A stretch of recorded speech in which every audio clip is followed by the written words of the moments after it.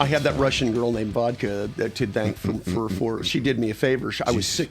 I drank a pint of vodka in 30 minutes on the way to a ZZ Top concert in December '74 when I was 16. Jesus, where'd they play?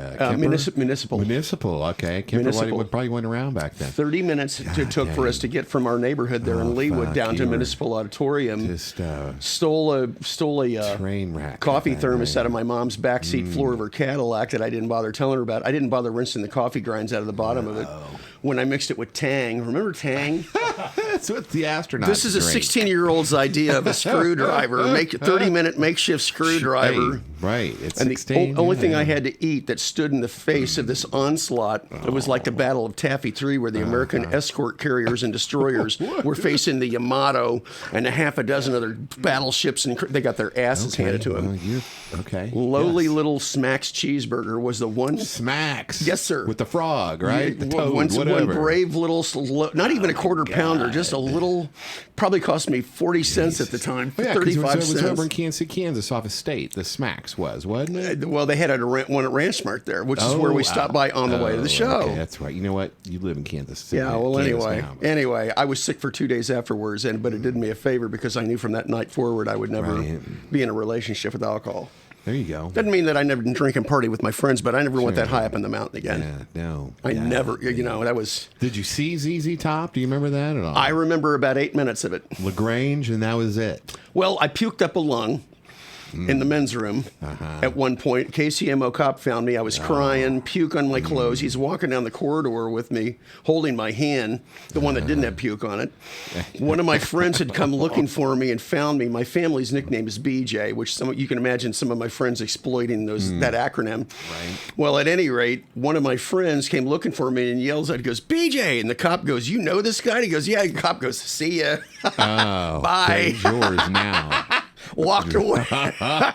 Cut me loose as quick as he could. So, did you sober up at that point? No. There's more. Oh, jeez. So, I was okay. I puked up a lung. We got back to the seats, and the show's really good. And I'm sitting there watching it, and it's loud. And they had livestock on the stage, either side of the band, on the stage in giant cages, steers, longhorns, animals. I wasn't hallucinating. They really were there because they were there before the alcohol hit me. And we're watching. My friend Ray, who retrieved me from the cop, is sitting down in front of me with his girlfriend, and I forget who else the hell was sitting next to us on either side. And there's, the seats are full, and it's really loud.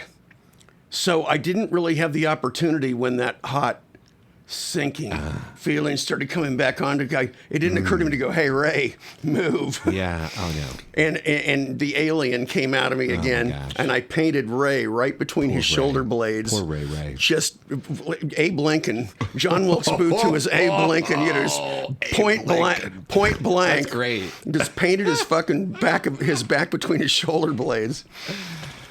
And people were diving out of the way like the alien was coming out of my stomach. And Ray said he kind of turned around and looked, and I'm kind of sitting there like this, drivel coming down. It's freezing ass cold outside. So he had to leave his shirt there at the arena. His girlfriend gave him her coat, which he put on. They tried to dry whatever puke or whatever else was left off of him. So a night to remember, or not. Man. That's brutal. That was the night that I knew. After that night, no, I would never be in a relationship with alcohol. I drank and partied with it, but I never, I never had a craving for it. No, fair enough. Fair enough. I don't blame you a bit. I'm gonna grab another beer here real quick. I'll shut up so we can start. I'm sorry. Hey, I'm talking like we already started. No, I've gotten some of it on tape. So no, it's recording. That's great. So we should be. Everything seems like it's all ready, set, go. Right on. All right. Hit that intro. What is that anyway? Here it is. Old Forester 86. Okay. I know the name. It's 86 proof. Right on. It's a good basic entry level, as they call it. Whiskey. It tastes good. It's not expensive, and if it tastes good, that's really what matters the most. Yeah. Yeah, definitely. And then, all right, here we go. Ladies and gentlemen, totally pre-recorded in Bonner Springs, Kansas City Nights. I'm your host, Brian Rice. I'm Shannon Deaver. And tonight's guest, Shannon, take it. Oh, okay. Well, Troubadour Retrievers. Lone Jett. Wait a minute. There's more. I know. That's why I had you say it, because I'm blanking Press off. play. Press it's play. correct, I just Flan. saw you guys. Synchronicity. Yes. Synchronicity. Saucy Jack. Saucy Jack. Elton okay. Dan. One of the most versatile musicians in Kansas City. One of the best. I like great singing voice. Yes. Does a great sting. Thank Ladies you. and gentlemen, it is none other than Bruce Haley. Welcome, Bruce. Thank you, guys. Thank you for having me. Hey, no, that's great. Our show just went up a notch. Oh, no. Already in the ratings. Here we go. We're set. We Welcome are ready, to. set, go. Thank you. You're close. You live close Yeah. to Bonner Springs. I'm not far from here. That's Not at all. great that you could come over. Absolutely. Great. Absolutely. Thank you for having me. Sure. You got to be one of the hardest working guys, musically in Kansas City. I don't know. I'm not sure. Maybe. I don't know. I haven't really looked. Exactly how many bands are you in currently? Not in the past, but currently. Okay, for the record, I am a member in, hang on, I'm counting. I am a full-time member of 3 bands. The Troubadour Retrievers, which is my main thing. The host musicians from Jerry's Bait Shop in Lenexa. Brett, Scotty, Guy, myself. There's actually 8 to 10 people at least in the band in a rotating lineup. So that's my main thing. I'm the bass player in Deanne Kinch's Lone Jett Blondage tribute Blondage, that's group. what I was Lone thinking Jett and of, the yeah. Broken Hearts and Blondage. So you folding that in as one act? Yeah. Whether we actually do both shows or not, we kind of consider it the same collective entity. Yeah. The third endeavor is a sort of a quasi-modern rockish sort of band called Press Play, group of guys that I've been playing together with for 2 years. If you went to college in the 80s or the 90s, you will definitely recognize our song list straight away. Yeah. Even in the latter half of the great. 70s, you would know most of it. And that's your most current, that's the newest thing that you started. Most recent, Okay. yeah, most recent. Beyond that, I am a hired gun, a substitute bass player or guitar player in Elton Dan, the Rocket Band. Yeah. When Paul Greenlease is committed elsewhere, Dan will call me up to help play or to play bass on a show so they can keep that date. When Steve McBride is called away on either the Phil Collins Experience or Casey Groove Therapy, Terry Adams will call me to fill in for Steve. Skip Godley, who you've had on your show, Skip underwent some surgeries, some medical endeavors here in the last few years and suffered some serious injuries to where Deanne wound up having to call me to sub for him on bass in Superstar Mafia. There's other endeavors. I sat down here in the last 6 months and counted up the number of groups that I've either been a member of or served as a hired gun for in the last 17 years since my divorce. And I literally came up with the number 30. And I had to go back and count it again. That can't possibly be, but no, the numbers don't lie. Right. It was 30 different bands. Right. Well, actually, I read your bio on Troubadour's Retrievers, and it said allegedly 30.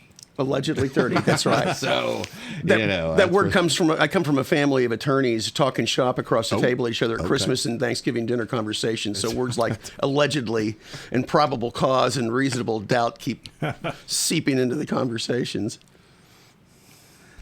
Well, that's great. I mean, we need to let's start at the Well, yeah. beginning. When we were talking off camera while I was setting up, you had mentioned that you and your friends you wouldn't.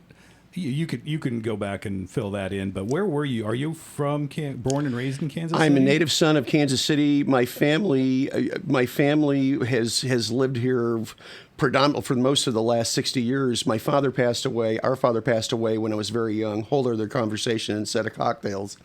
Long story short, my brother and I were raised by our mom as a single mom from 1963, 64 coming forward. I'm the youngest of 4 siblings, including 2 oldest sisters who came of age. They'd kill me if they saw this podcast because I'm not going to give their age away, but they've turned 29 more than once. We'll just leave it at that. They both came of age during the 1960s, whereby I was exposed to the same music they were listening to at the time that it was happening. Literally the night after my 6th birthday was February 9th, 1964, and that was the night that the Beatles first appeared on Ed Sullivan. And I got to watch it with one of my older sisters and my brother Lance. How old were you then? I literally turned 6 years old the day You before. just said that. I'm sorry. Yeah, you're good. Anyway, that was the beginning of all of this for me. That's where that all started, is getting to watch the Beatles, that first show, like 73 million other Americans in the U.S. were watching. It was the most televised event up to that point in time in TV history in the U.S., and we got to watch it. And I don't remember all of it, but I do remember they looked really cool and they sounded even cooler. And what the heck is that noise in the background? It wasn't scary, but it was like a dog cocking his head. It was the girls screaming in the studio. I'd never heard hundreds of girls screaming at the top of their lungs. What is that sound? I'd never heard that until that night. So that was the beginning of all of this. That's got to be something, because now we look back on that, and that was such a cultural touchstone. Absolutely. And Flashpoint. And you know, it's just for somebody our age, even, it's like, oh, that's a historical. You see it, it's on a landmark. TV, and it's a landmark. Yes. But to actually have experienced it and been like, I mean, I could think of some things like when Michael Jackson did the Moonwalk in '83. Absolutely. And when Another Thriller one was released. Another one. Those are called. That's kind of how I would. That's the closest thing that I have. Those are mile markers. Yeah. Those are historic know, mile markers. Absolutely. When Ozzy bit the head off the bat. The dove. Oh Right. The dove. Yeah. Right. When the Dove, whatever. When the Sex Pistols were spitting at the record executives after signing a contract to go play on their label, you know. There you go. It's epic moments like that. Right. So, you know, just talk about when you grew up. You went to Shawnee Mission South. Went to Shawnee Mission South. You know, that whole time. Got out in '76. I was 76. one of those lucky kids who grew up in the bedroom community in Johnson County, which were. My brother and I and our mom lived in a neighborhood about less than 5 minutes behind Ranch Mart Shopping Center at 95th and Mission Road, and their motto was "Where three cities meet." So you have Leawood, right. Overland Park, and Prairie Village all converging on the intersection at 95th and Mission Road. I worked at the local grocery store there for 12 years.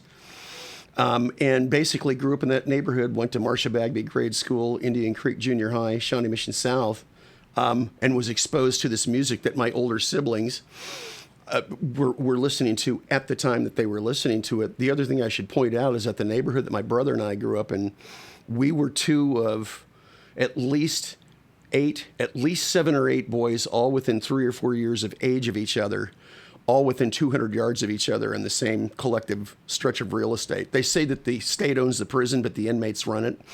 That was us. Allegedly. Allegedly. Allegedly. So, Right. Anyway, we grew up during the 60s and came of age during the 70s, and we were exposed to all of that music that started with that night of the Beatles on Ed Sullivan, if you will, going forward. That was kind of day one coming forward, at least for myself anyway. Yeah. And it just kind of shaped my life. Boy. And you had in your neighborhood, I mean, you ended up growing, you didn't know him directly or maybe, but the guitarist for Shooting Star? I didn't know Van McLean personally. I met him a couple of times. Super nice guy, and I never did have the opportunity to have a conversation with him. My brother Lance got out of Shawnee Mission South with Van and Ron Verlin and Steve Thomas. They all got out of South in '73. I got out in '76. And I had the opportunity to meet Van a couple of times, I think at Quigley's Music through Gary Butler, who was one of the co-owners of Quigley's Music at the time. I met Van then, and I met him a couple of other times through Dennis LaFoon, who I played with. Okay. All right. So, it's always been a passing acquaintance and certainly always cordial, but we were never friends. We never ran around together. But I'm one of a million people who met or knew Van or was acquainted with him. So. Yeah, right. Right. So, and do you remember, this is in the 80s, but do you remember Dudley's over there by Ranch Mart? Dudley's. It was like a venue where they would have bands. I don't. I should be fined for not knowing this. It's right over there by Ranch Mart. Really? I don't know. Maybe I don't know why I don't know that name or don't remember shit it. up again, just like the Jam Without House. Well, allegedly. Allegedly. Feel free to use that. It's not copyrighted. It's public domain. Oh, hey, you know what? There's reading your bio when I was looking you up. There's a quote. What's your favorite quote? Oh God! It's from the Jefferson Airplane guy. Oh, it's about as much fun as you can have without getting arrested. Okay. Jorma Kaukonen, the lead guitarist of Jefferson Airplane, they had VH1 used to do a series, and I'm sorry that they took it away. I wish they'd bring it back, called Behind the Music. Fantastic documentary series. Yeah, I remember. Right. Well, the installment that encompassed the Jefferson Airplane and Jefferson Starship, they got to the end of the hour, and they were asking Jorma Kaukonen to reflect on his life and his career in the airplane. And he kind of sat back with that sly grin and said, "Well, it's about as much fun as you can have without getting arrested." Okay. And I always kind of like, I have to agree with him, Your Honor. Seems like maybe you've gotten arrested while gigging or something like that. I mean, is that a possibility? While gigging? While playing? Yeah, this is kind of like the movie Stripes. Have you ever been convicted of a felony? Convicted. Right. No. Allegedly? No. Convicted. No, actually, no. I never had any run-ins with the law while gigging. Okay. All right. It was maybe the Not while safest place. gigging. Not while gigging. Maybe the safest place for me to be was on the stage. Sure. Off the stage, well, my attorneys instructed me to shut up at that point. So Right. Attorneys. yeah. Well, you started out. What's up?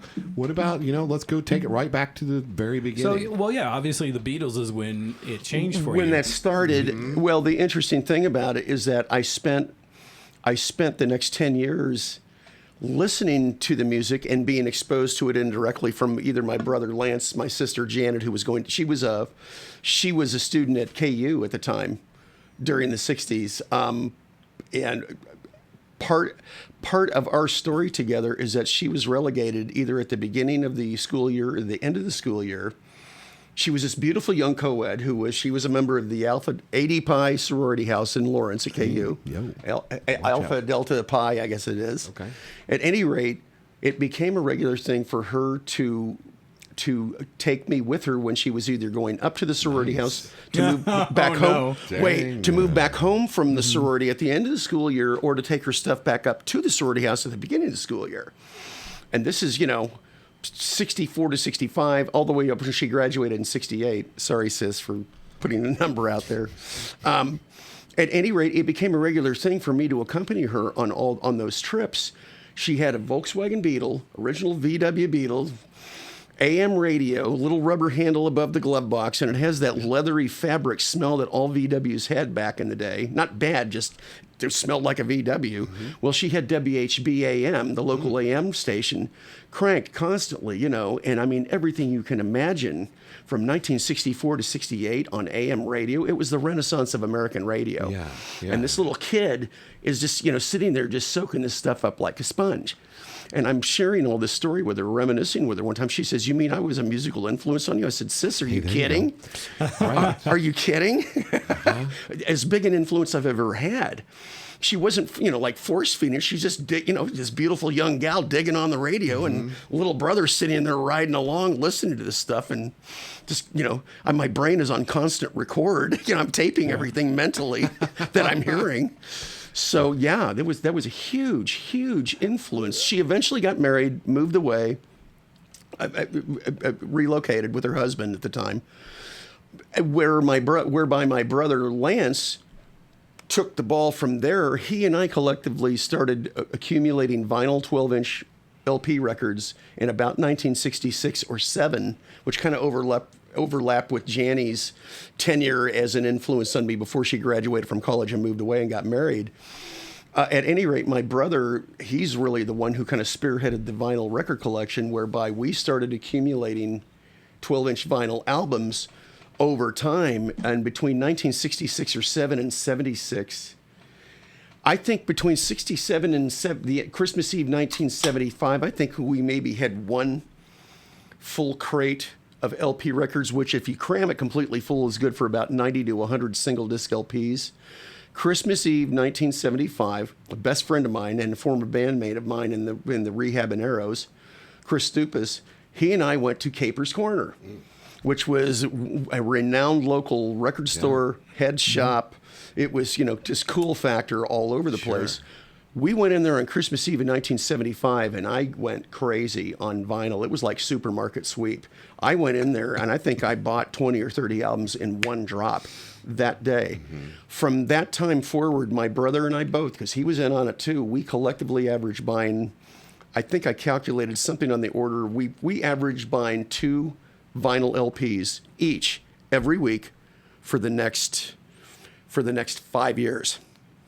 And if you do the math on that, that's a few records. It is. We have somewhere between 1,000 to 1,100 So you 12-inch. both just have. Like this, and this is like the originals, not something you, like Back in the day, when they were brand new, 1975, when they were 6, just 7, on the 8. shelf, and Yeah. so Well, you- we don't have the entire Beatles catalog, and that's a crime that I don't have that. After seeing them, we're going to do something about that, and did. So we just, well, there just you go. boom, everything Yeah. from Rubber Soul to Let It Be, and everything in between, just in one shot. Wow. Okay, well, now we have the Beatles catalog for the part. I didn't really care about the Beatles prior to 1965. I mean, I like, I Want to Hold Your Hand and stuff. We don't own their first 3 or 4 original albums, maybe 5. The earliest Beatles album we own is Beatles 6, I think it's called. Yeah, you were Beatles 6. a young guy back then. Little You were kid. a Well, I was kid. listening to other stuff too. My brother was getting into Jimi Hendrix, The Cream, Iron Butterfly. This is all acid rock, psychedelic music, 1967. Yeah, sure.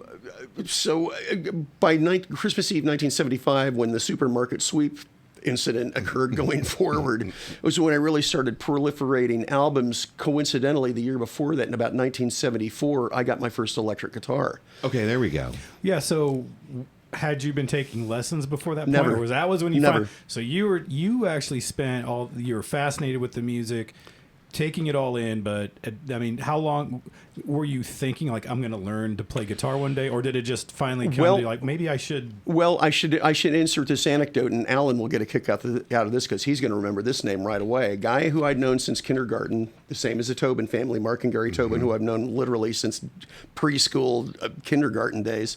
A guy named Scott Woodward had a little department store Teisco Del Rey electric guitar with a little trash can shaped amplifier with a volume and a tone knob, which is a brightness knob. And this department store electric guitar, well, a friend of our family's had given me a drum kit years before. And I kind of started it and wasn't really interested in it, didn't really care about it. Well, long story short, Scott and I traded instruments. I gave Scott my drum kit, and he gave me his guitar and amp. And the deal was, okay, after about a month, we'll trade back. That was the theory. About 2 or 3 years went by. Scott gave me back the drum kit, and I went to offer him back the guitar and amp, and he goes, "No, go ahead and keep it." His mom, God rest her soul, wasn't happy with me about that because I never did get it back to him. Not because I was trying to rip anyone off, but because I was usually stoned and would forget things. I never got around to it. It wasn't purposely willful disrespect, and I just kind of spaced it off. Anyway, at that point in time, I started accumulating other guitars, but the long and short of it is I started using that record collection. That record collection was my music teacher. I was self-taught. I would put the record on and try to emulate what I heard on the record. And you can imagine how much god-awful noise was coming. You'd hear the record playing, and you'd hear this pling, no, that was me trying to hang with what I was hearing on the record. Well, I finally got a clue and realized you're wearing out your records and scratching them up. Tape the darn songs onto cassette. The Play 80s. the cassette tape to death so you don't damage and scratch the vinyl records. Well, all the while that this is happening, we're buying records, just, arms race, if you will. And like I said, I think we have somewhere between 1,000 and 1,100 12-inch vinyl records that start. We have rock and roll. There's like 4 or 5 tiers, if you will, in the basement. The first 3 or 4 of those tiers is nothing but rock and roll, A to Z, all alphabetized. And then the very, very bottom row is anything that isn't rock and roll. It's jazz, blues, country, symphonic, anything that you wouldn't consider the Beatles coming forward, if you will. Yeah. So, Yeah. Do you want to put a dollar amount on that? I couldn't tell you if I had to. I Okay. couldn't tell you if I had Fair to. enough. Well, any more to tell you the truth, from a monetary standpoint, they're not really. They're probably not worth a giant fortune. They're not worthless, but they're more. Sure. It's more valuable from the historical standpoint because you could look at any given moment and see where our head was, well, my brother certainly was into Brian Auger and the Oblivion Express or Spooky Tooth or Spirit. Those are the albums he bought, whereas I was the Beatles, The Who, The Stones, Led Zeppelin, anything with Jimmy in it, anything with Eric Clapton in it, anything with Joe Walsh in it. And my brother turned me on to most of that at some point, but I kind of took the ball and ran. Well, so while we're talking about that, then who's your favorite band? Well, I don't know that I actually have a favorite band, but if I had to name one, it would be the Beatles. It'd be the Beatles. It'd be the Beatles, Fair enough. without question. Makes sense. But I don't know that it's not as simple as that, Yeah. But if I had to name one, it was the Beatles. They were obviously my first. They were the they're it. So did you eventually start taking lessons just to figure stuff out? And I guess I had some friends teach me chords and stuff, but it's like, how'd you figure out chords? What got you to the trial and error? I should do this with this here and this finger there and that. Oh, okay. Trial that's the key. and error, just trial and error, and making a lot of bad sounds along the way. I took introduction to guitar at Johnson County Community College the first time I dropped out of college in the fall of 1976. I think I lasted like 6 weeks and got bored with it and withdrew before it became an F or an incomplete. I don't know. I had become spoiled at that point in time. Between 1974, I started playing guitar, by the way, 50 years ago last month, June of 74. Oh, hey. Is when that transaction between Scott Woodward and I went down between the drum kit and the guitar. That's great. Well, the point is that between 74 and 76, when I took that class at JUCO, I had been teaching myself, where are the notes on the fretboard? And you go, okay, that's a major, that's a minor. Okay. There's an E, there's an A. And over time, I taught myself how to make those chords, and eventually developed the ability to figure out, okay, there's the chord for that song, and it goes to this, and so on. Just piecemealed it together the hard way, I guess, literally. Wow, I can't even fathom that. Well, thank you. Well, the point being that I became kind of spoiled at the idea that I don't know how to read music. I mean, I can look at a sheet of paper and I can understand the concept of the flow of notes going. Mm-hmm. But if you want me to look at that while I'm playing, it's not going to happen. Right. Forget it. Just let me hear it. Sounds like Skip. Like, give me the tape. Remember, he kept saying that. He plays by ear. That is literally what is known as playing by ear, and I taught myself how to play by ear by way of that record collection. I have a picture on my phone, and then you have seen invariably on Facebook at some point or another with a couple of my ladies, my guitars in front of it. There's one that says Heather and Jennifer, two electric blonde guitars named after Heather Locklear and Jennifer Aniston, two of my biggest crushes of all time. And they're posing in front of my first music teacher, which is the wall of vinyl in my basement. Okay. So nice. I taught myself how to play guitar on those two instruments. Okay, so is one of those Scott Woodward's old his guitar? My attorneys instructed me, has advised me that I can actually divulge the details of this. And Scott's mom would really be mad at me if she knew this. I sacrificed that guitar at the end of a show whereby we were recreating The Who on the Smothers Brothers hour. Oh, okay. Whereby it died a good death. Yeah, right. It died a good death. Right. I have only murdered two guitars in that fashion, and I've never done it since then because I think it's criminally. I understand why Pete Townsend did it. One of my favorite guitar players of all time. All right. Well, there you go. Okay. I don't want to shatter a guitar for the sake of art. No, give it to a kid who needs a guitar to play. Sure. Don't kill it. Give it to somebody who can make use of it. Yeah. And part of that's because my mom is a farmer's daughter. You don't waste anything. No. You don't throw things away. You don't destroy or squander things. Right. You take care of things. So. Yeah. So anyway. Pete Townsend is your what's a great one guitar. Of them. Well, Jimi Hendrix, Jimmy Page, Pete Townsend, Keith Richards, Eric Clapton, in no particular order. Okay. Joe Walsh, Carlos Santana, Jeff Beck. Okay. The late great Terry Kath of Chicago. Yeah. David Gilmour of Pink Floyd. Yeah. And to say that those are my 10 favorite that's not a fair statement because I can't confine it to 10. Yeah. There's too many other Eddie Van Halen, Steve Lukather, Stevie Ray Vaughan, Billy Gibbons of ZZ Top. I could stay here for an hour, but we won't eat up the hour. Him listing just guitar players, great guitar players. Yeah. So 2 hours later. Yeah, right. Where are we at? Number 48. Right. Where did we leave off? Well, let me just throw out that John Petrucci is one of my favorites from Dream Theater. I always love dropping a Dream Theater reference. There it is. I know little or nothing about John Petrucci. That's the direct connection to how we eventually met. And I've heard my fellow partners in crime, Scotty McBee being one of them, absolutely ran about John Petrucci. Vinny Colaiuta on drums, all the people that he's played with. And Scotty being a drummer, of course, he's going to be privy to that. So I know little or nothing about John Petrucci, but I do not doubt that he is phenomenal. It's prog. It's prog rock, right? Whatever. Right. No, that's great. So.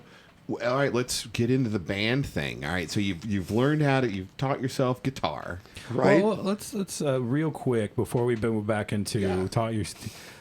So you've lived in Kansas. You never moved away and came back, or The only time that I ever actually moved away was in the fall of 1986. I moved to Atlanta, Georgia, to attend a music trade school. It was a division of a chain of trade schools that used to be featured at least in the 1980s and going into the 1990s. You had the Art Institute of Atlanta, the Art Institute of Philadelphia, Chicago, and various cities. The school that I went to was called the Music Business Institute, and it was located under the roof of the Art Institute of Atlanta. They had art, they had photography, they had fashion, they had several different schools under the same roof there in Atlanta, and I went to the Music Business Institute. That's the only time that I've lived away from Kansas City. And how long was that? A year. 14 months. It was a 12-month program, but I was there for 14 months. And then you completed the program and then decided, okay, I'm going to... Well, I came back to Kansas City. Yes, a woman was involved. Okay, well... Whole other conversation. Yeah, right. No, you have to pay extra to get that conversation. So I still won't give up the ghost completely. Right. Not important. Yeah, I came back for love. Anyway, I wound up back in Kansas City. As it turns out, it was a mistake coming back to Kansas City for the reasons which I did, but it turned out to be one of the best things that ever happened to me. Good. Okay. I went back to college finally and graduated from college this time. All right. Okay. Would you mind telling us what your degree's in? Or? I have a Bachelor of Arts in Mass Communications, also known as Radio, TV, Film, or Journalism from the University of Missouri, Kansas City. Okay. I graduated in May of '97. All right, great. Yeah. Well, I'm going to put some historical perspective. As a fresh 30-year-old, I'm assuming that's around the age of... A little older than 30, but thank you. That's very, very kind of you. I'm trying to do the math based off what you said, how old you were in 64. I'll agree with you and say, 30, and not offer more than that. Oh, wait, I did the math wrong. You would be. Okay, right. You're right. Yeah, right. I'm a vampire. Yeah, I'm much older than I look. I got my math 10 years. By a factor of 10 years, sorry. I remember the same sister, Janet, we call her Janny, family pet nickname, Janny. Janny was in town for my graduation from UMKC. And same woman who exposed me to WHB and the Beatles at the very beginning and the whole 9 yards. I said, sis, can I offer you a disturbing factoid that is, as a matter of legal record, is on record at 126 Strong Hall in Lawrence and at 5000 Rock Hill Road at UMKC? And she Janny knows me well enough to kind of suspiciously like, okay, I'm listening. I said, you could take my GPA in the spring of 1979 at KU. You could multiply it times 8. Yes, I said 8. And you would get my cumulative GPA that I'm graduating from UMKC for here, that I'm walking with a cap and gown tomorrow. I had a 3.2 GPA at U, and you'd actually have changed because I had a 3.2 at UMKC in May of 97. I had a 0.39 in the spring of 1979. Okay, wow. Pharmaceutical recreation was not recognized by KU as a legitimate curriculum, which is tragic because God knows I logged enough hours in pharmaceutical recreation when I dropped out the first time. So anyway, I graduated, kidding aside, I graduated from the Music Business Institute in 1987 with a music entertainment management diploma of some kind, had a 3.7 cumulative GPA on 4 points, and graduated from UMKC in May of 97 with the Bachelor of Arts in Mass Communications with a 3.2 cumulative GPA. Interestingly enough, I was working at my day job at the time that I went back to college. That was part of the premise of getting my day job that I was at for 31 years. That my day job and my college hours could not conflict with each other. They had to be able to peacefully coexist for me to be able to take the job. My employers were wonderful. They were exemplary in that they let me come and go as I needed to. I had to make up my hours, and I'd come back to work and work till 7 o'clock that evening to make up the 8-hour day for when I disappeared in the middle of the day to go take classes. Right. So I give complete propers and complete credit and gratitude and respect to my former employers, Broadcast Data Systems, for making that possible. The powers that be there were more than conciliatory about making that happen for me. Nice. Very good. Nice. Yeah, very grateful to them for that. Good deal. Good deal. So, and I had the best day job in the world too. I listened to music for a living for 31 years. right, too. How did that work? Okay. I mean, what was good? Why? What was to what end were you listening to? Long story short, the company that I worked for, we were at the time, that the company's no longer in existence. That's another conversation. Not bad, but the company that I worked for was at the time for 30 years was the world's largest radio airplay recognition service. We told the record labels how often the songs by their groups and artists played at which radio stations in which radio markets in the 100 largest U.S. radio markets, as well as we provided the same service for the divisions of those labels that did business in Mexico and in Canada for the radio stations in Mexico and Canada, monitoring the airplay of Latin music, English-spoken Canadian music, French-spoken Canadian music, and you haven't lived until you've heard Spanish-spoken punk rock or French-Canadian country western, and they exist, my friend, all over the radio. They're as plain as day, as much as Adele is on the radio or Taylor Swift is on the radio. They're all over the place. At any rate, we provided that information to the labels, telling them how often the songs played. Part of that was for the purposes of paying out royalties, mechanical airplay royalties. But the other part of it was this. We had a sister company that is still, I think they're still in existence to this day, known as Radio and Records, also known as R&R Magazine. They tracked the sales data for how many copies of the single of this song by this artist or group were sold in this week, or how many copies of this album by this artist or group were sold in this week. Billboard Magazine, that Billboard Magazine was another one of our sister companies. We provided all the radio airplay data to Billboard Magazine. R&R provided all the sales data to Billboard Magazine. They fed all that raw data into an algorithm that helped them determine the chart positions of songs moving up and down the charts in Billboard Magazine from one week to the next. So when they put out the new copy of Billboard that hit the streets every Tuesday morning, we at BDS and at R&R had to provide that raw data to them first thing Monday morning so they could get all that data fed into the computer in time for their new issue of Billboard Magazine to hit the streets on Tuesday. Wow. True story. True story. Thanks. So under the gun there a little bit of a deadline. Absolutely. And I mean, this is a real live day job. Yeah, you're listening to rock and roll, friend, but you know what? Your boss doesn't care. Billboard doesn't care. Is the data ready yet? Monday was always known as chart day. We had to get the data to them, and they had to get it to it at a certain time. So it was quite serious, actually. Yeah. Music industry, all the powers that be in the music industry, money. a ton of it.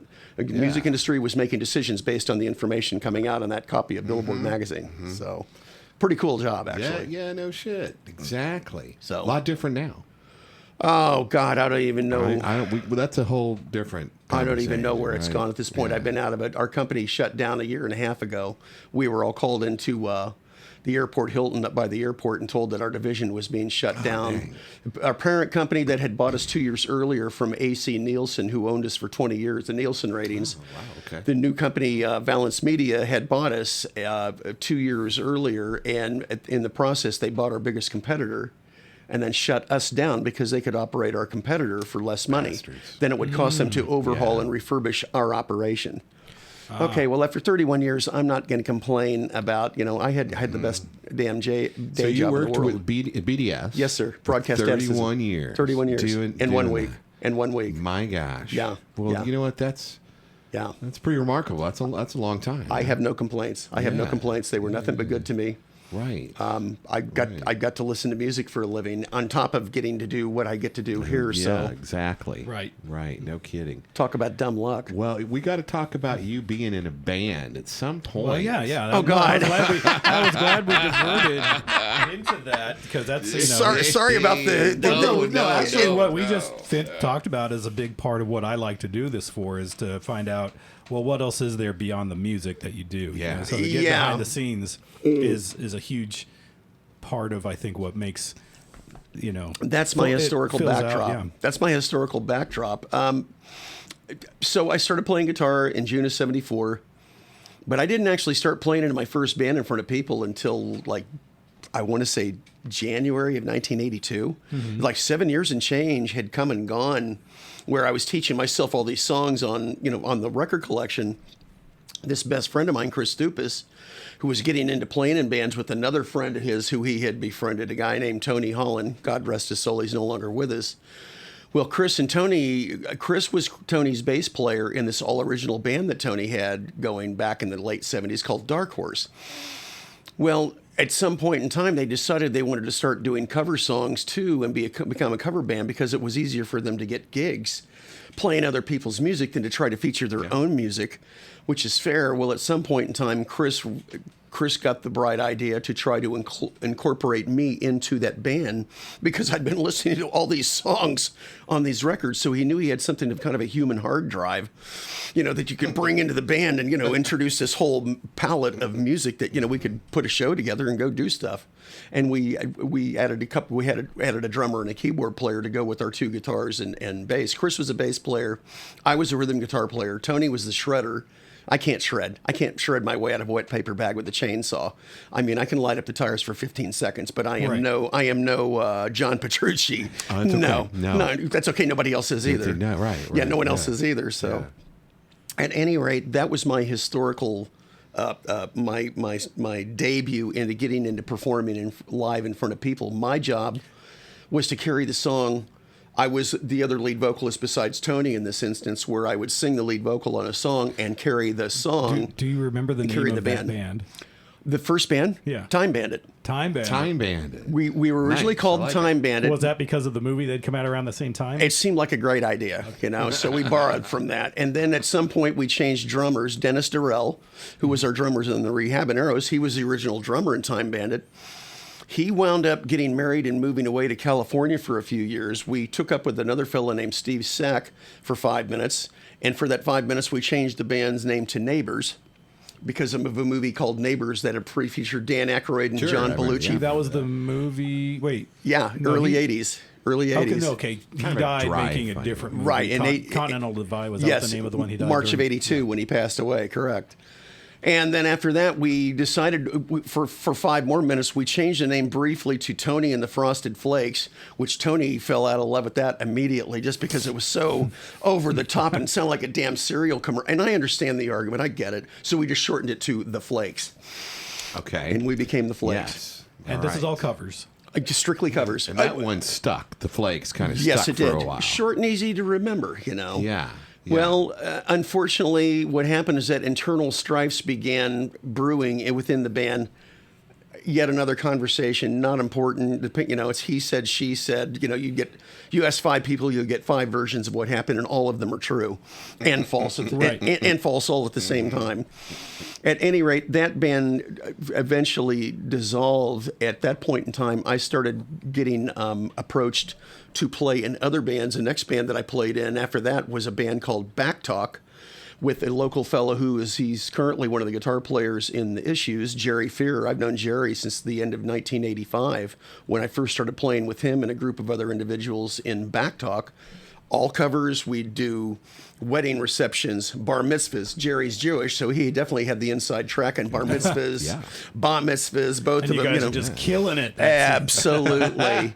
Well, we did that for a few years, and we did that right up to the fall of 80. I was with them from the end of 85 till September of 86 when I moved to Atlanta to go to the music trade school, where I disappeared for 14 months. Eventually moved back to Kansas City.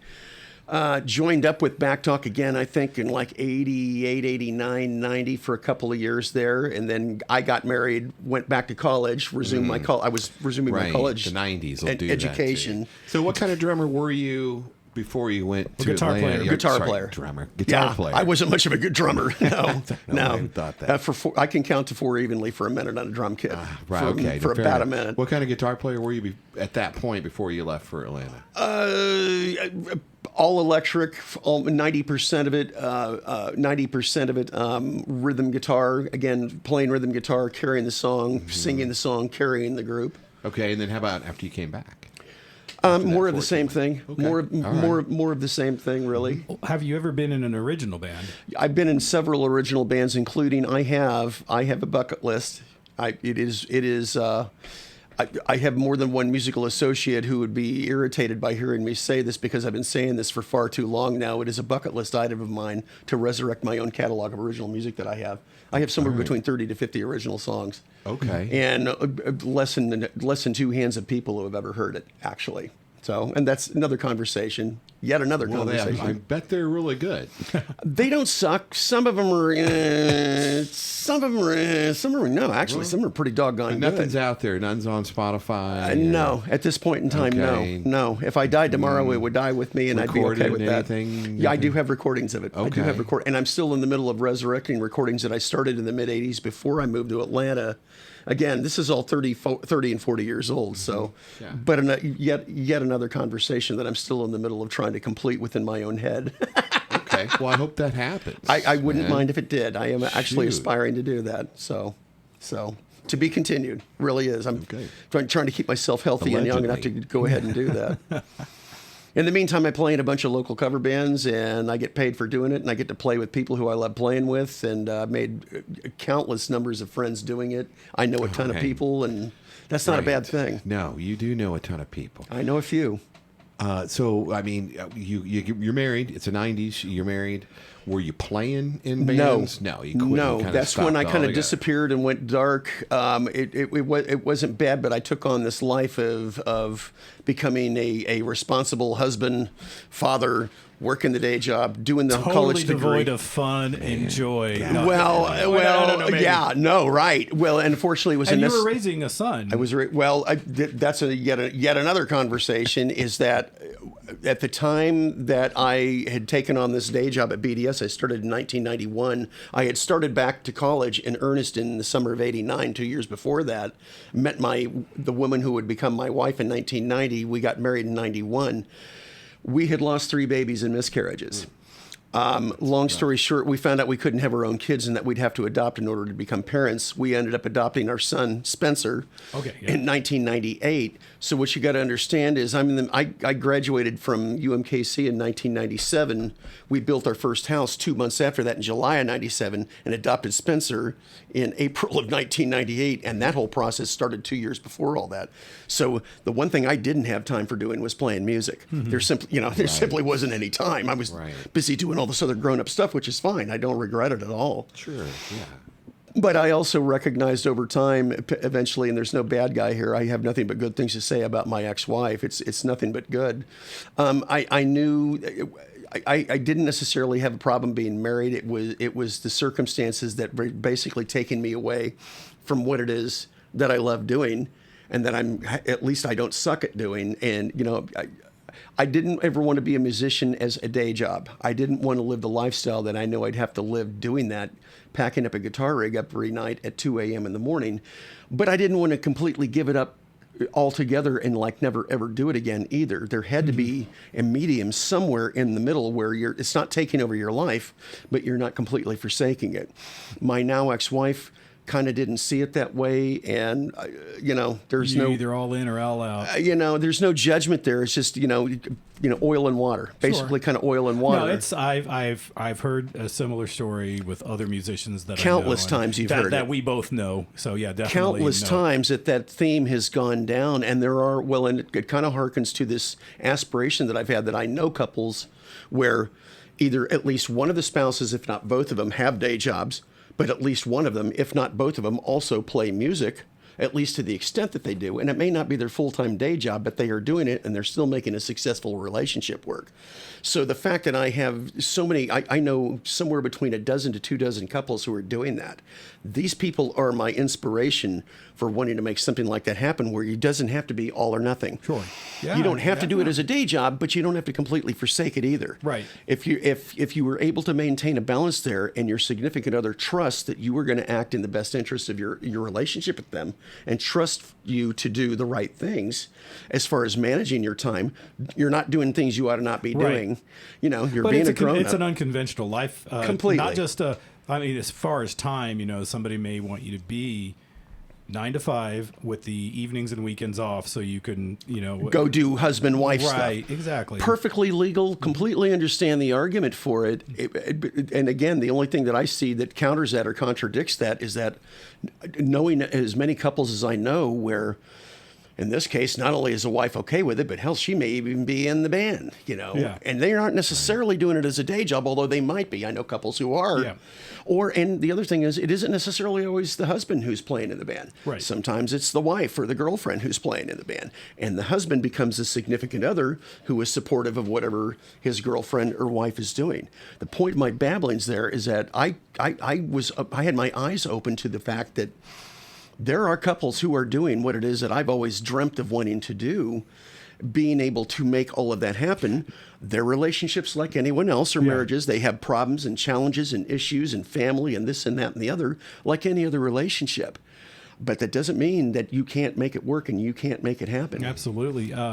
But now, did you come to this epiphany before or after your marriage ended? Before. Okay, so you'd already seen examples of people succeeding. I was witnessing it. And then you're trying to bring that, hey, I'm like, honey, look, this, Yeah, okay. it doesn't have to be all or nothing. It doesn't have to be either but or. she wouldn't see it that way. It was A whole other conversation out of respect for her I know. privacy. I understand. And with I'm nothing not, but- and I with- don't want yeah, to no, throw not her at under the all, bus, not at but all, like not I at said, all. we both know people, You the same bet. people, And nothing but love. and the I have nothing but love and gratitude. that If it in weren't both, for this, in both Yeah. scenarios that are married and That's make right. it work, that are married, Yeah. and it's you don't come out of the crypt.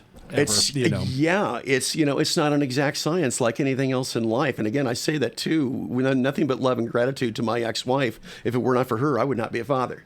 Spencer would not be my son if it had not been for her. So, hey, I hardly regret that. Yeah. Not for 1 second. So, but I just we couldn't be. We don't have any business being married to each other. I told her, I said, you're going to end up hating me. We're going to end up hating each other. I don't want this being our son's example of, couple fight, mom and dad fight, forget it. Let's cut our losses. Well, when did that happen? That happened, hang on, I'm doing the math here. We were married May 23rd, 1991. The ink dried on the divorce, and it was deemed final by the judge in Wyandotte County don't ask me why I remember this. I have a really good memory. February 4th, 2008, my mom's birthday. Okay, so 17 years. Just shy of 16. Just shy of 16. Just under 16. Oh, 91. Okay. Coming up on 16. May 23rd of 08 would have been Guys in your 16 years. math. I'd just like to jump in real quick here. Have you ever thought about being a marriage counselor for band members at all? I think you'd really make a lot I of money. need a doing marriage that counselor. shit. I need one I mean, come on. for musicians. Maybe. I don't know. I've had two people ask me, why aren't you doing your own podcast? I'm like, I don't know, man. I don't know anything about it. I don't know anything about it. We can teach you all the bad ways of doing it. God. Maybe you want could to sit do in it. as sort of a guest if one of us can't do a There guest you host go. or something. There you go. I have no promises, but I will keep an open mind, You and live I am close listening. enough that you're accessible to. I'm not saying no, and I'm not saying never. I'll say. Or at I'll least we say. could walk you through the whole thing of what we're doing. I'll say, Right, let's right. talk. I'll be an intern. Let's I'll go talk get your about drinks it, for you. man. Hey, I'll sweep the no, floor and go no, get your refills on your cocktails No, for you, no. You're much better than that. You're much. Because the rest of that's above my pay grade, man. Well, I appreciate your views on Thank you. being in a relationship. Thank you. And in a band at the same Thank you. time. I Thank you. appreciate that. Yeah, it's still to be It's a challenge, continued. definitely. Yeah, it's definitely a challenge, no matter how you cut it. I mean, Yeah. even to this day, people that we both know, I just hear stories like, oh, Yeah. this- What to this do stuff. and what not to do. right, and yeah. So, it's and for me, definitely- it's definitely to be continued. I've been single for the last 2-3 years. Yet another whole conversation, isn't it We're always? just going to have to do separate Just episodes. stacks of I got a mini Bruce series going. Haley, Part 3. Encyclopedia Britannica, Another. another conversation, volume 1 through 27. Hey, you're ladies, man. My girlfriend wanted me to tell you hi, by the way. So Tell her You hello. gotta hope something Tell her for hello a back. sec. My girlfriend wanted My to girlfriend tell you. Kay wanted me to tell you hi. I was like, who? Yeah, Who am I right. telling hi? No, I'm kidding. Tell her I said hello. I will, of course. Well, you guys are playing next weekend. We'll get to that. You bet. Well, I yeah, think so they'll be which down band there. is playing next? Actually, I got a text from Jerry Fear from The Issues this last weekend. As it turns out, I'm going to be playing it's a private event. It's not open to the public, I'm sorry to say. But it's, you got another one of those? Yeah, of course. You know what? Hit me. Yeah, Okay. these are good. It's only And no more than 86 that. That's as it's tall only- as I he's wanted. talking about it. It's They got me only- drinking now. So Old Forester, this is their what I call their entry level. Okay. Their Sure. their bottom line one. It's only 86 proof. Okay. so it's not gonna. That's good. It's a very smooth. That's plenty. Smooth. It's very smooth. And this is actually my favorite line of. You want it that much? There you go. Or you can. Cheers. Hey, cheers to you. Salud. Thank you. Thank you, for- gentlemen, again for Not having me. Hey, no. Thank you for having me. Well, yeah, you're welcome. Free advertising for Old Forester. Old Forester. Sponsored by Old Forester. Okay, it's out of focus. They got me drinking now. Thank you, guys. Cheers, cheers, guys. Since we're talking about it. So where were we? Okay, so I joined my first band, got in the second band, got in a bunch of other bands after the divorce. I got divorced in 2007. Well, it was finalized in February of 2008. The whole thing started in So it 2007. was 2008 when you got back into. Well, being in band? when did you start playing in a Well, band? here's the thing. Chris and Tony, remember Chris and Tony? Mm-hmm. Chris reunited with Tony at some point in the late 1990s, right within a year or two before Spencer was born in 98. And they started playing together, mostly Tony's original music, some cover, but it was mostly originals. Very good stuff. He had a band called, hang on, what the heck? Give me a second here. I'm going back through my database. It was Dark Horse, and then it became, oh God. I want to say Unconscious Pilot, but there was a name before that, and I can't remember what the heck it was called now. Anyway, it was an all-original band, very good music, actually. God rest Tony's soul. Tony was a good songwriter, had some good material. He really actually did. I'm not just saying that. He was very good, actually. Modern rock, very alternative modern rock, hard edge stuff, guitar-based stuff. At any rate, I started kind of tagging along with Chris and Tony and helping with gear and this and that and the other, and eventually eased my way into like a second guitar in the background. They were kind enough and gracious enough to let me kind of filter back into it, knowing that I'm, doing this married life thing. Yeah. My ex-wife, to her credit, was very supportive about me doing it as long as I wasn't, gone all the time. Well, that's fair. That's, we got a kid and we're married and doing, What year was this part? About 1997 or 8 or 9, right around then. Okay. Spencer actually accompanied me to some of the band rehearsals when he was a little itty bitty boy, when I could still pick him up. He's 6 foot, 270 pounds now, to give you an idea. Yeah. Okay. Yeah, he's linebacker. Yes, sir. Yes, sir. He Bam Bam. His family nickname is Bam Bam. Blonde hair, blue eyes, real big, stronger than hell. Anyway, I used to take him to a couple of the things with me. I started easing back into it at that point in time, and like I said, to my ex-wife's credit, she was very supportive to the extent which she was. At some point in time, I came to the realization that I wanted to get into it more than she was going to be willing to accommodate, and I respected that completely. Yeah. But if our marriage stayed together, it was as one of my therapists once characterized it, it was going to turn into a Mexican standoff, where it would be this contest of wills between she and I, where either I was asking too much or she was allowing too little, and we were never able to find a happy medium and a common ground beyond a point.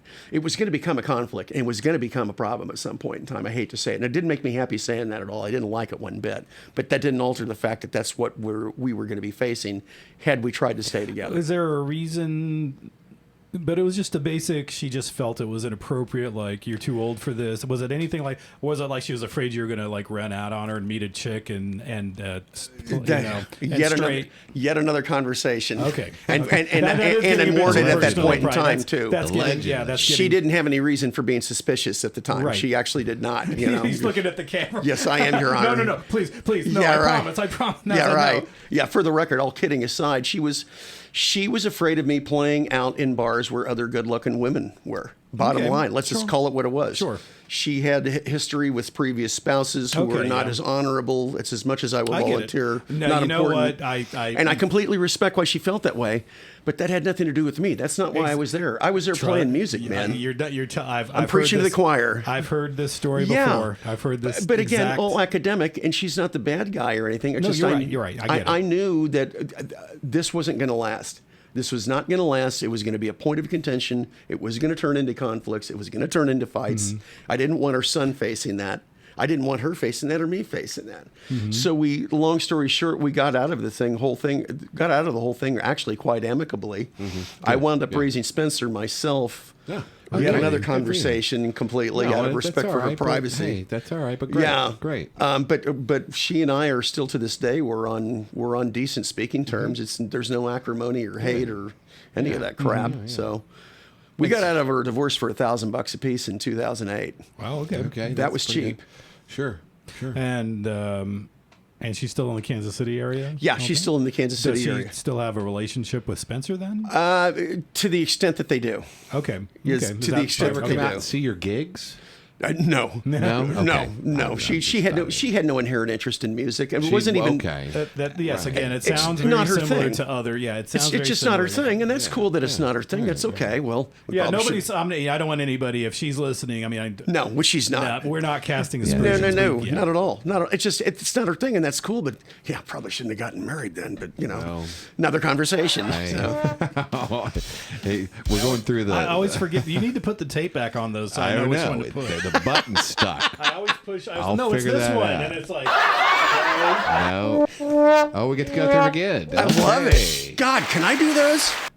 Yeah, sure. We'll get to I you. got to remember. We'll I do never that to you. memorized which ones, and I always push the wrong one. I'm like, You'll have to school me on those, man. God, those are that would be fun. those are programmable to pick the. They're programmable, but those are the default ones, I think. So. That would be fun to Yes. learn how to run that device. It's You can easy. do all kinds of fun with that. It's incredibly easy. It's It's easy. designed Yeah. to be easy. It's Absolutely. very designed. Anybody In can do fact, it we except don't. This me. is all we would. This is all we would need to do it. This and the microphones and earphones. Mm-hmm. We don't need the computer. We don't need the cameras. That's just to record and Yeah. to do that. This is the basics right here. And Sure. an SD card to record the. Sure. That's all you need. If you ever wanted to do it, this is what you would get, and a couple of earphones and microphones, and then you're good. It could all be yours for $200. So you could start that podcast. So you could start that podcast. If it's okay Right. with you, I'm just going to stick to get refreshing your guys' cocktails. What's it? Oh, that's fine too. You're just like 10 minutes away. What would be your podcast about then? What would you talk about? What would I talk about? Like guitarists I don't know. specifically, or I don't know. I don't know. album collecting. I mean, You could. That's how you would do it. Like maybe Yeah. album collecting. Talk about the albums you would have, right?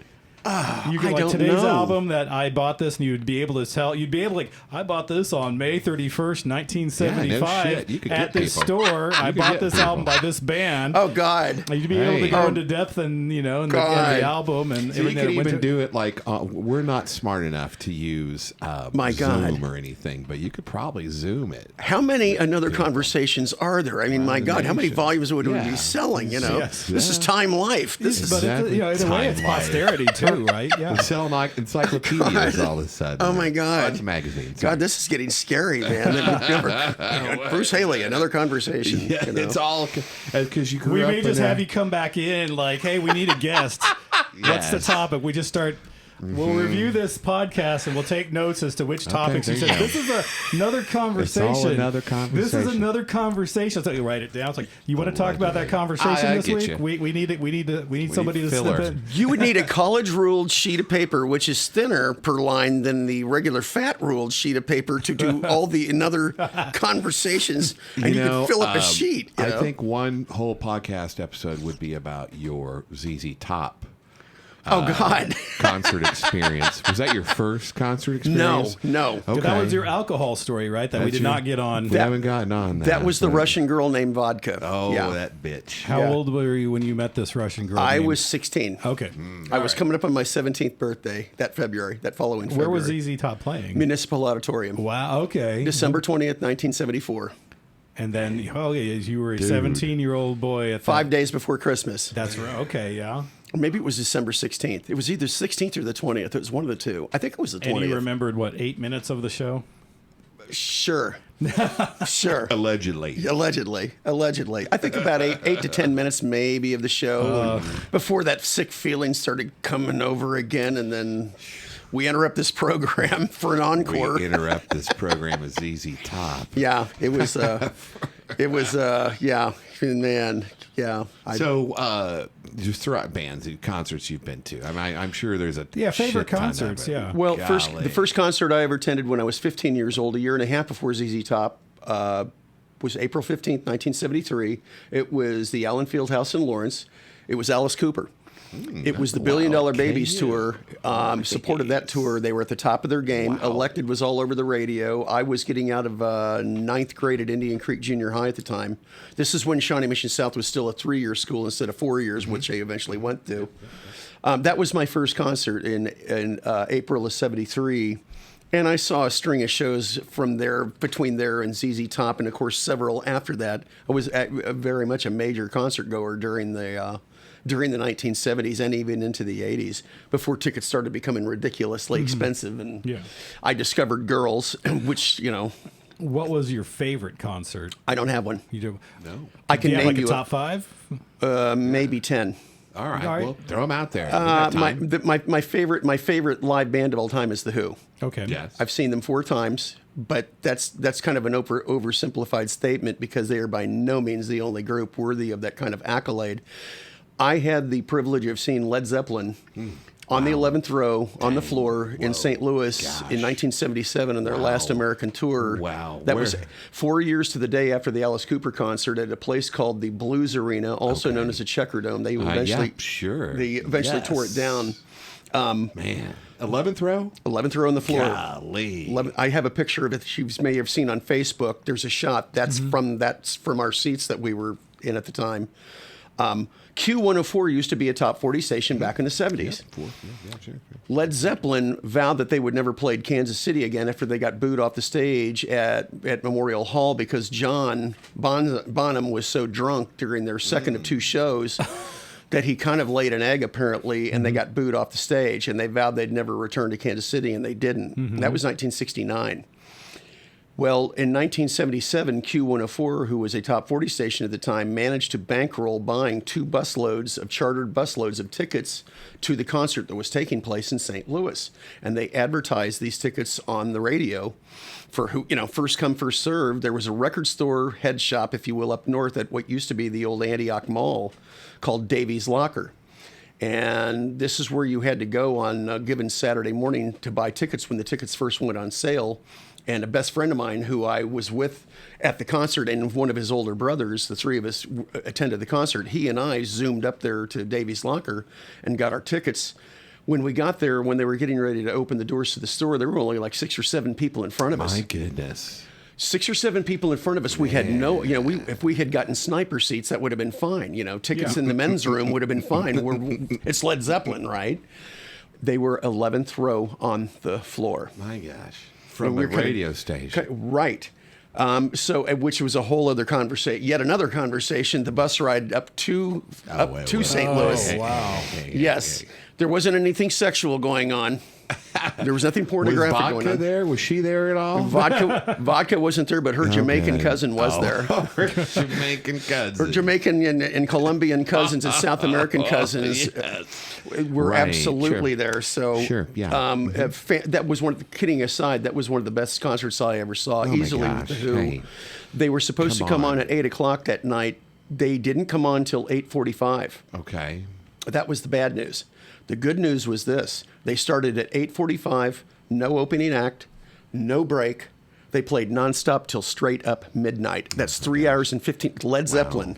They could have gone out there for 90 minutes and people would have, And what year was this? 1977. So this is 77. This is the last year. Bonham, the last American tour. When did Bonham pass away? Bonzo passed away in September of 80. Okay. Well, what happened was, though, on that tour, that was the same tour in 77 when Robert Plant's 5-year-old son, Carrick, died in July of that year. They were in Oakland at the time that his son... I think they were either in Oakland or they had just left Oakland in July of 77, 3 months after we saw them, when Robert Plant's son, Carrick, died. And they obviously the tour that's the end of that. That's over with. So it was the same tour as that. Bonham died in September of 80 when they finally came back around. They're going to try to do a U.S. tour. They'd already played at the Nebworth Festival in England in 1979, the year before, and decided they would make a go of it touring in the U.S., when he died during rehearsals. Okay. He drank himself to death the same way Keith Moon did 2 years earlier with The Who in 78. And Bon Scott.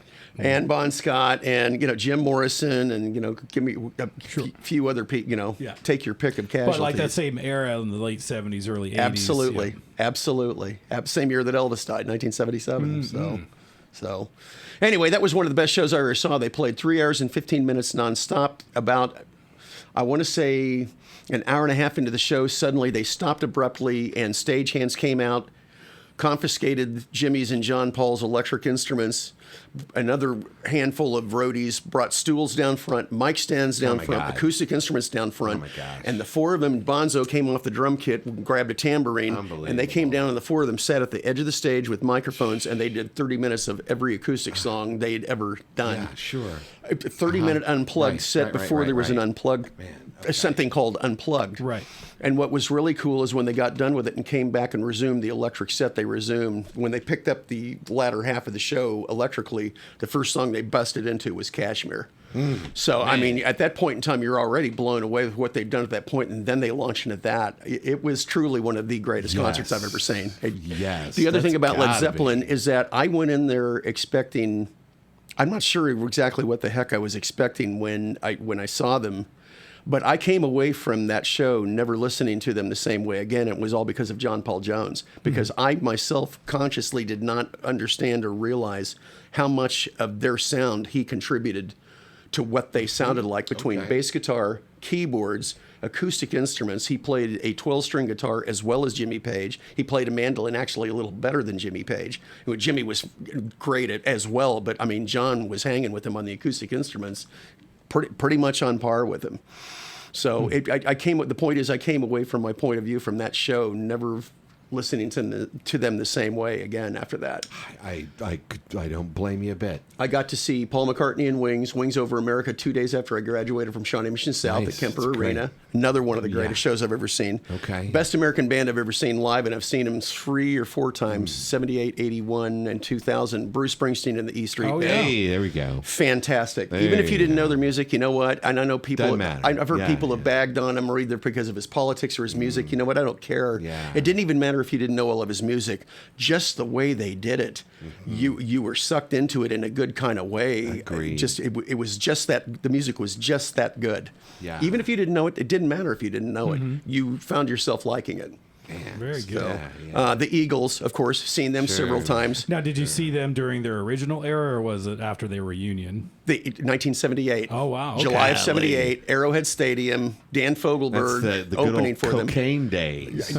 Allegedly. Cocaine Eagle days. Allegedly. Not for you. But, well, yeah. Allegedly. Dan Fogelberg opened for them. His band got gosh. separated from him, and he had to do his entire set gosh. acoustically as a solo artist, and did it.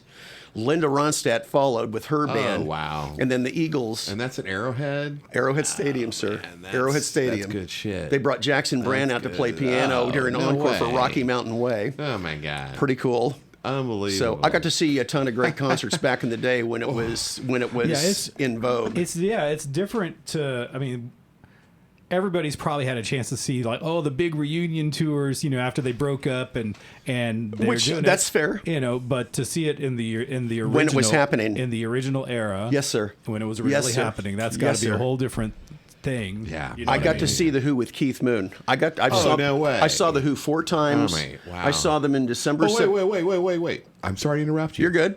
They played at your... Did they play at your... Yes, they played at our high school. At your high school. I wasn't there. You weren't there. But I know our a mutual friend of ours, his sister, can confirm that. Absolutely, unequivocally, for a fact, they did play at Shawnee Mission South High School in Yes. November of '67. Yes, And it was like a parent... Was an AR guy or something? I don't know. some sort of angle like that, where the circumstance that made the whole thing possible. But for a fact, they did in fact play. They played at Shawnee Mission South in November of '67. Yeah. So I got to see them in December of '75 at Kemper Arena with Keith Moon. Saw them in April of '80. With Kenny Jones on drums, and the cool footnote about that one, that the Pretenders did their debut U.S. tour Oh my opening God. for the Who. No way. At that show. Another group, I didn't know more than 3 or 4 songs max by them, but it didn't matter because their music was so good. What is this? I went out and bought the albums like the next day or that week at Well, Capers so- Corner.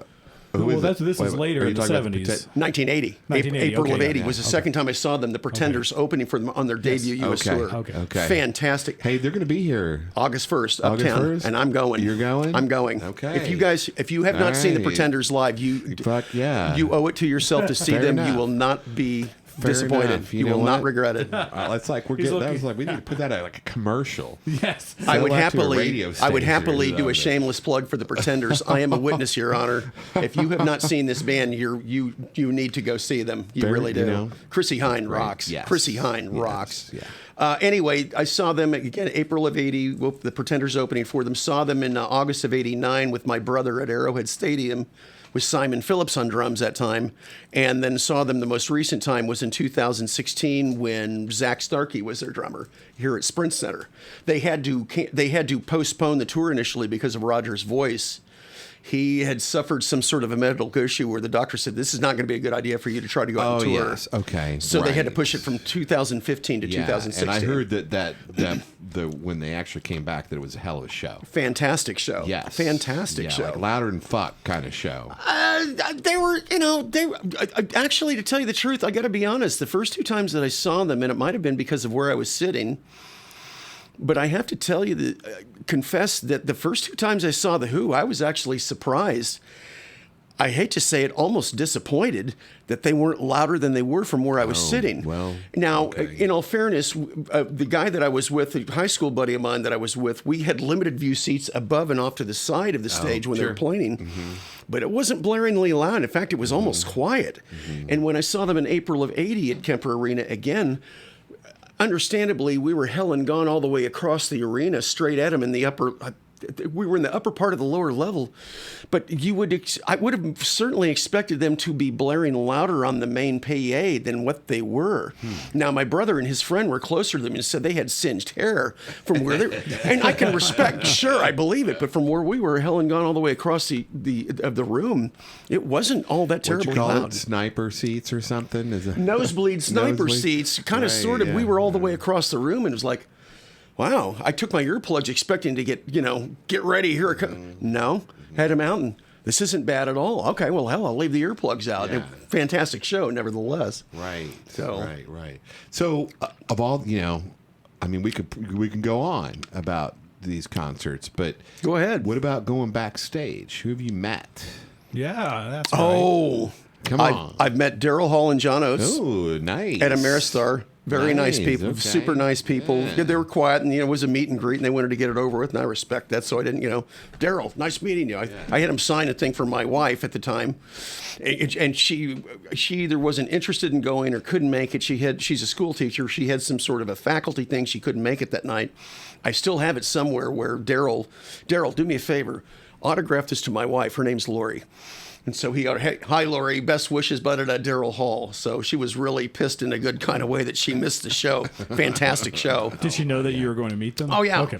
Well, no, I actually, at the time, she didn't know that I was going to get to go backstage. She knew I was going to the show. Okay. Had no idea I was going to be backstage meeting them in person. Well, so. that's her fault. Well, and I felt bad for her. I really did, man. I really, really felt bad for her. So that was the meet and greet with Hall and Oates. Who else have I met? I haven't met that many different people. Yeah.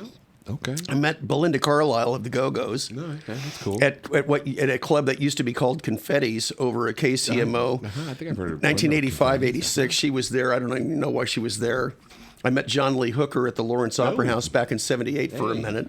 He was, he looked at me like some white kid, like, hello, Mr. Hooker, love your music, sir. And, Yeah. and I got left him alone, got the hell away from him, didn't want to irritate him. Like, it was all good.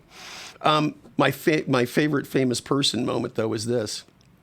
Brandon Miller, who we know and love. Yes.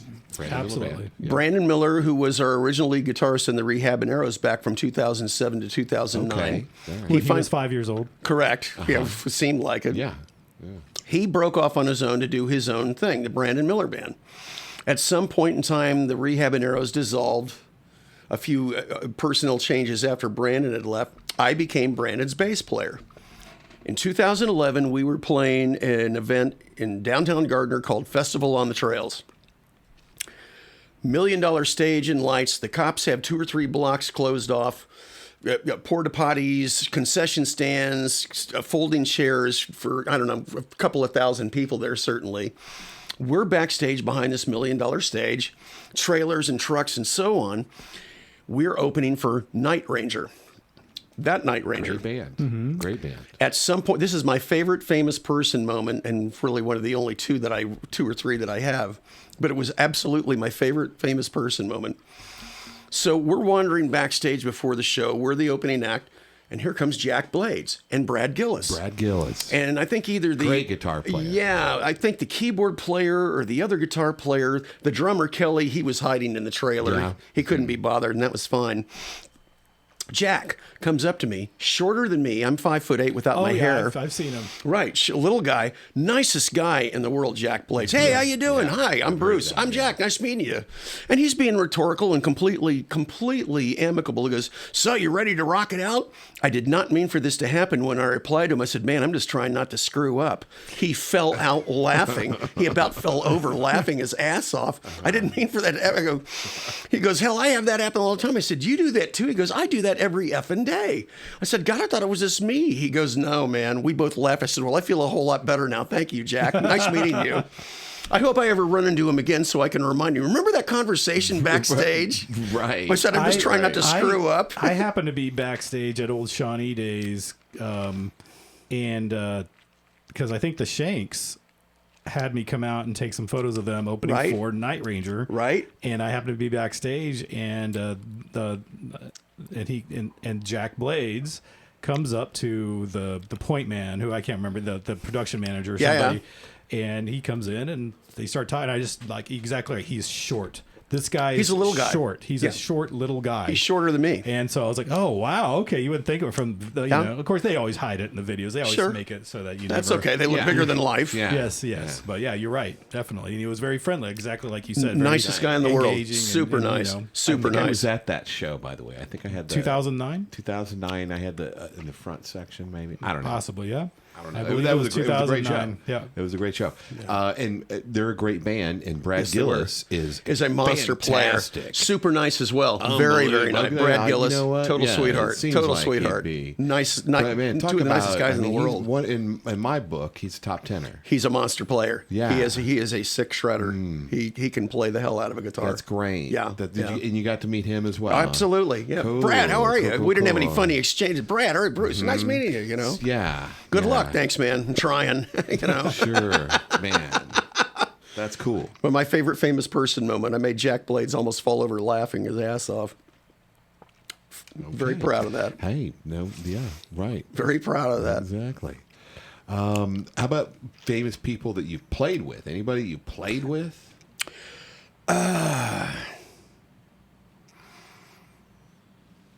Other than Brandon Miller?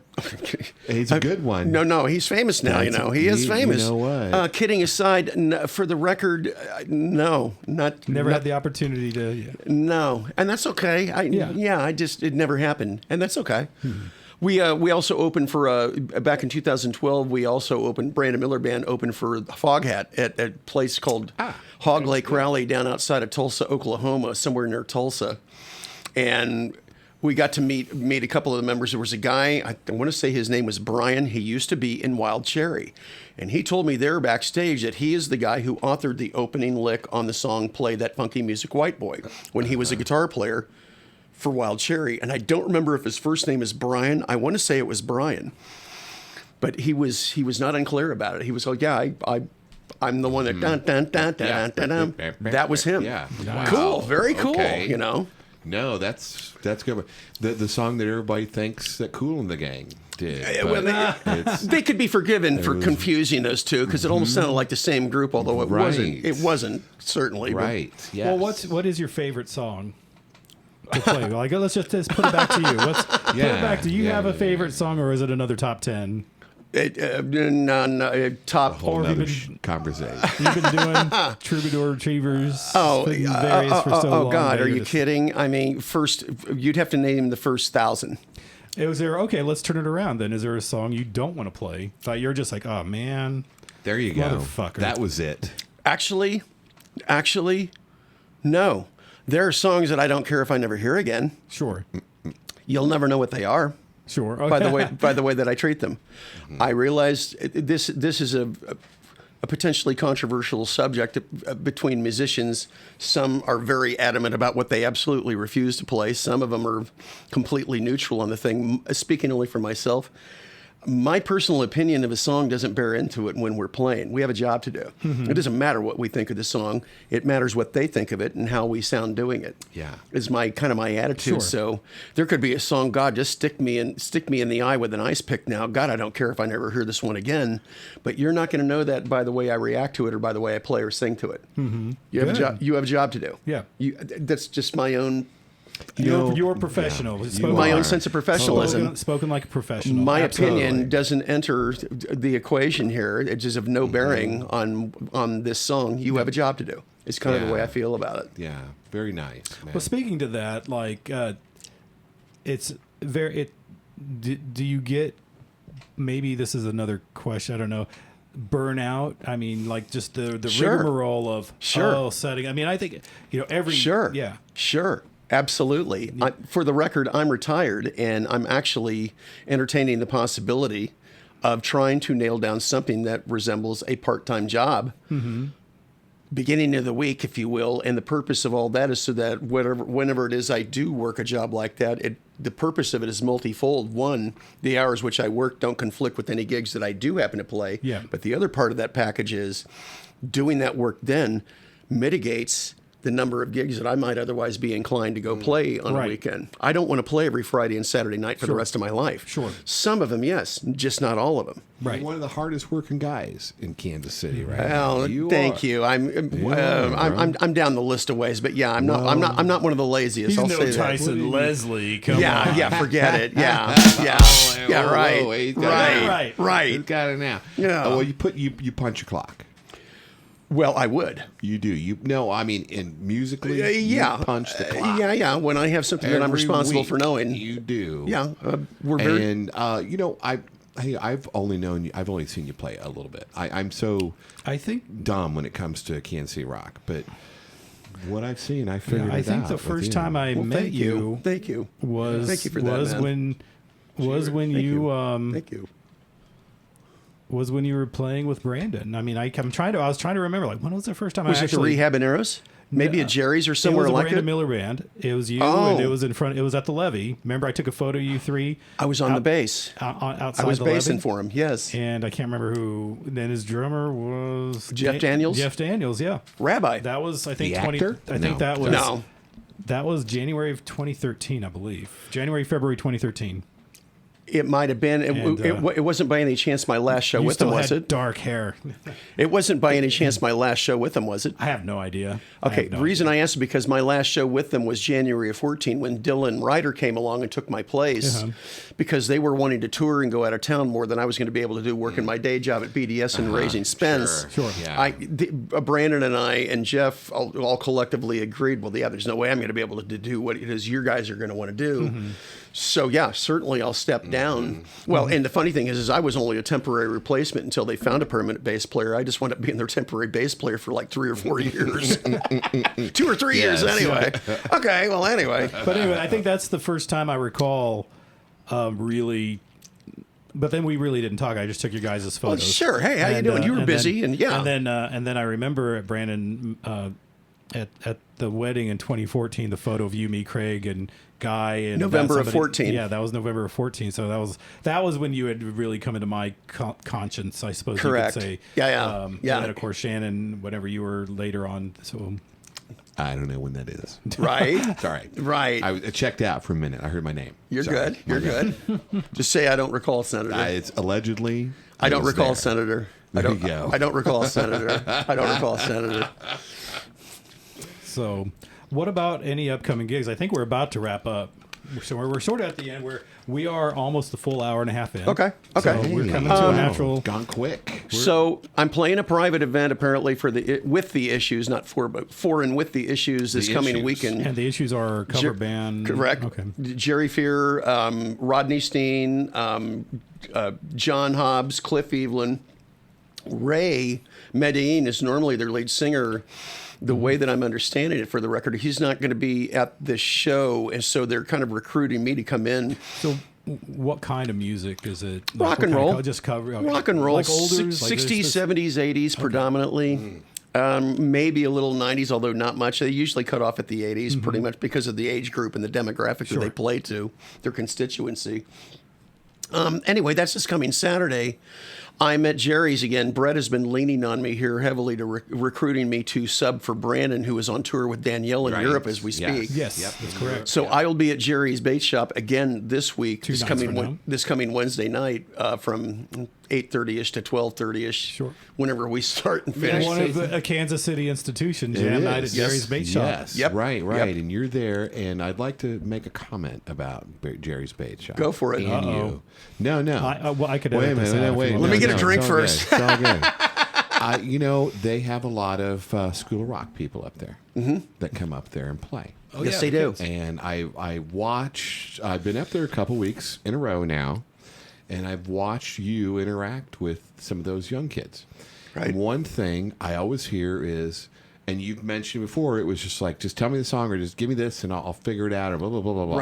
Right. And or you're playing with some of these young people and you're guiding them a little bit, and I appreciate that. They need that. Well, thank you. And you're the kind of guy Thank you. to frickin' do that. Thank you. Bro. To steer them along and, Yes, exactly. hey, stay there. Exactly. Not yet. Now, Right. And yeah, you got it. I can't Tell me. shred, but I can carry a song. That I can do. I can carry a song. That's great. I appreciate that, though. Thank you. And that's good stuff. Thank you. It's good Thank stuff. you. And it's solid. It's a solid Right on. jam night with you up there. Now, what about gigs with your regular bands? TR is playing. Hang on. Troubadour Retrievers. Which I should give I should give the nutshell historical backdrop. Troubadour Retrievers, for the record, are the host band at Jerry's Bait Shop. That's how I met those guys to begin with, was at Jerry's Jam Night. It's the longest running local jam in Kansas City. 2002 is when it started. 20 plus years. 22 years and change at this point. That's where I met Scotty and Brett and Guy and everybody else who was involved in it. Again, there's somewhere between 8 to a dozen official members. I think there's like They were all 3 years old at the time. well, most of them, yeah. Well, LOL. and I think there's like 63 members worldwide at this point of people that we've called up on stage to sing and play with us at some point in time who are unofficial members. Kidding aside, it's a rotating lineup of musicians who play in other bands besides the Troubadour Retrievers. So if somebody's not available, someone else comes in to fill in the spot. Yeah, and so Wednesday night, so nobody has any gigs. that Correct. conflict, so it's Exactly. easy. Fast forward to Troubadour Retrievers, arguably the most common lineup of the Troubadour Retrievers is doing 2 nights at Bear Bottom Resort the weekend of Friday, July 26th, Saturday, July 27th, down at the Lake of the Ozarks for anybody who happens to be down there that night. We're doing 2 nights down there, Friday night and Saturday night. We're actually subbing a fella that Guy knows, a gentleman who goes by the first name of Dan. I don't know anything about his last name, but he's going to be subbing for us as a shredder. All of our other shredders are gone elsewhere. Brandon and Scotty and Freddie and Eric, whoever the heck else, nobody else is available. Anyway, he's in the Friday lineup. Scotty will be down there for the Saturday night lineup. Okay. So if you Scotty want, gets to play guitar. he gets to Scotty shred. McBean. He's not drumming. I saw him Hey. at the new Arena Rock Giants project. I was in With Junction Freddie. City on the 4th. Yes, with Freddie. And I see Scotty. I'm like, hey, man, what instrument you playing? And he's like, drums. Yeah, I know how he feels about drums. Yeah, he calls it stupid he gear. Is such a and he is Hey. such an he's an underrated. bro. He's probably, I think, one of the best. He is drummers one of the best in KC. Kansas City. Agreed. And I don't He's really Totally. spot, and he's like, I hate it. Well, and I I- hate it. I just do it as a thing, and Well- he's like happens to be one of the best. Well, and for the record, too, the thing is, I don't say that because as him having become one of my best friends in the last 15 years, which he has become, as well as one of my closest musical associates.